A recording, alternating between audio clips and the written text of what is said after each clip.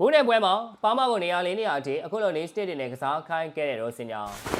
ပရိသတ်များဝဲမိလာပြစတန်ဖို့ဂျန်ကနေအားလုံးကိုပြန်လည်ကြိုလိုက်ပါတယ်ဘူးတင်နဲ့ကစားခဲ့တဲ့ပွဲစဉ်ဟာချဲစီးတင်းအတွက်ရမှတ်3မှတ်ရောက်နိုင်ခဲ့တဲ့ပွဲတစ်ပွဲဆိုတာတက်ကိုပို့ပါတယ်ဒါနည်းပြရိုစင်ညာအနေနဲ့သူ့ရဲ့ state ပိုင်းဆိုင်ရာမှတ်တစ်စိတ် tactical identity ကိုရှင်းလင်းလင်းပြသလိုက်တဲ့ပွဲတစ်ပွဲဖြစ်တယ်လို့အတင်းအကြီးကကျယ်ဝင်းကိုပါမကိုဘယ်လိုအကောင်းဆုံးအသုံးချမလဲဆိုတဲ့အဖြစ်ကိုရှာတွေ့သွားတဲ့ပွဲလို့လည်းဆိုလိုက်ပါတယ်အထူးသဖြင့်ပါမကိုပေးထားတဲ့ free roll လွတ်လပ်စွာကစားခွင့်ဟာဒီပွဲရဲ့အလဲပြောင်းဖြစ်ခဲ့ပြီးပြန်မဲ့ခံစင်မှုတွေအတွက်ဖြည့်ရှင်းရခက်ခဲ့တဲ့ပုံစံတစ်ပုဒ်ဖြစ်လာခဲ့ပါတယ်။ခေတ်သစ်ဘောလုံးလောကမှာ free roll ပေးတယ်ဆိုတာကစားမတယောက်ကိုတာဝန်ယူမှုရှော့ချပေးလိုက်တာမဟုတ်ပါဘူး။စမ်းကျင်မဲ့အားဖြင့်အသင်းအတိုင်းစစ်လမ်းကြောင်းဖော်ဖို့ playmaking ခုလုံးကိုအဲဒီကစားမရဲ့ညံရဲ့အပေါ်ကိုပုံအပ်လိုက်တာဖြစ်ပါတယ်။ရိုစင်ညာကပါမကိုညာတောင်ပန်ကစားတဲ့ဝင်းကစစ်စစ်အဖြစ်မသုံးပဲကွဲလဲလူတွေနဲ့တိုက်စစ်မှုကြောင့်တောင်ပန်နဲ့ကွဲလဲကြောင့် haspace တွေမှာလွတ်လပ်စွာဗီလီယာခွင့်ပေးလိုက်တာတကယ်ကိုပါနေတဲ့ဆုံးဖြတ်ချက်ပါ။ဝဲခံစင်မှုတွေဟာပါမကိုလူကဲရမလားဇော်လိုက်ထိန်းရမလားဝေခွဲမရဖြစ်ခဲ့ကြပါတယ်။လူကမဲ့ဆိုပြတော့လဲပါမကနေရာစုံရောက်နေတော့ခံစစ်ပုံစံပြန်သွားနိုင်တယ်မကပဲလွတ်ထားပြန်တော့လဲသူကဘောလုံးရတဲ့ဂိုးဖန်နေမှုတွေလုံးပြနေပြန်တယ်ဒီအကျဲတဲကိုရိုစင်ညာကကောင်းကောင်းကြီးဖန်နေပေးနိုင်ခဲ့ပါတယ်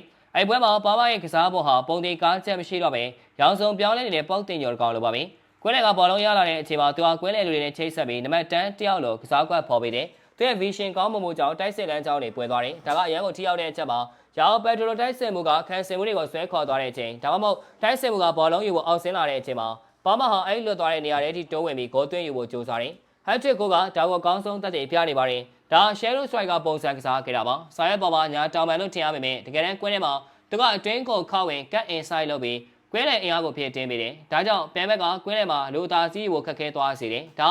fourth winger အဖြစ်ကစားခဲ့တာပါ။အသင်းပေါ်တွေရှေ့ရောက်နေတဲ့အချိန်ပြန်ဘက်က pressing လုပ်လို့ဘောလုံးတွဲအောင်ခတ်နေတဲ့အချိန်တွေမှာပါမကနောက်တန်းထိဆင်းပြီးဘောလုံးတည်ယူပေးတာတွေကသူ့ရဲ့ war rate လုံအားနှုံးနဲ့တင်း separate အသင်းလိုက်စိတ်ဓာတ်ကိုပြသနေပါတယ်။ဒါဒီလိုင်း playmaking ဆန်ဆန်ကစားပြခဲ့တာပါ။ဘာမှ hat-trick ကိုဖြစ်တည်လာပုံကရိုစင်ညာရဲ့ပြွာအလုပ်ဖြစ်ကြောင်းသက်သေပြချက်ပါပဲ။ပုံမှန်ညာတောင်ပန်ကစားမဆိုရင်အဲ့ဒီအချိန်မှာညာဘက်စီကန်နာမှာရှိနေတတ်ပါတယ်။ဒါပေမဲ့ free roll ရထားတဲ့ပါမကတော့ penalty area တွေကိုရောက်နေပါတယ်။ဒီနေရာမှာကူဝီလာရဲ့အခန်းကဏ္ဍကအရေးကြီးပါတယ်။ရိုစင်ညာကကူဝီလာကို immediate fullback အနေနဲ့နေမကပဲလိုအပ်ရင်ဘယ်တောင်ပန်တစ်ချောင်းလုံးတက်ကစားစေတဲ့ overlapping run လုပ်ခိုင်းခြင်းအပြင်ပြန်မဲ့ခံစစ်ကိုဆွဲဆန့်လိုက်ပါတယ်။ကိုရီလာဖန်တီးပေးလိုက်တဲ့ဘောလုံးကိုပါမကပတ်ထရဲနောက်ကျောကနေဝင်ပိတ်သွားတာဟာ training ground မှာတေချာလေးကျင့်ထားတဲ့တိုက်စစ်ပုံစံမျိုးပါပဲ။ရိုစင်ညာကိုတပွဲပြီးတပွဲ impress ဖြစ်လာတယ်လို့ဘောလုံးသုံးသက်သူအများစုကချီးကျူးကြပါတယ်။သူရဲ့ next step ပိုင်းပြောင်းလဲပြလဲရှိမို့ tactical flexibility ကိုချီးကျူးနေကြပါတယ်။အထူးသဖြင့်ကစားမတယောက်ချင်းစီအားသာချက်ကိုရှာဖွေပြီးနေရာမှန်ပေးတဲ့အချက်ပါ။ဒါကိုရေးရှင်းမှာသူဘယ်လိုထိမလဲဆိုတာကတော့စိတ်ဝင်စားစရာပါ။ပါမတောင်းချောက်ခြေစွမ်းပြနေခြင်းမှာပြဿနာမရှိပေမဲ့ပါမ